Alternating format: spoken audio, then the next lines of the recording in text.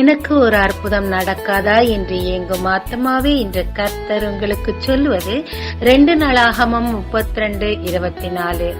அவனுக்கு ஒரு அற்புதத்தை கட்டளையிட்டார். மரண படுக்கையில் இருக்கும் போது எசேக்கியா ராஜா தேவனுடைய வாக்குத்தத்தங்களை பற்றி கொண்டு அவரை நோக்கி கதறினார். தேவனும் அவருக்கு ஒரு அற்புதத்தை செய்தார்.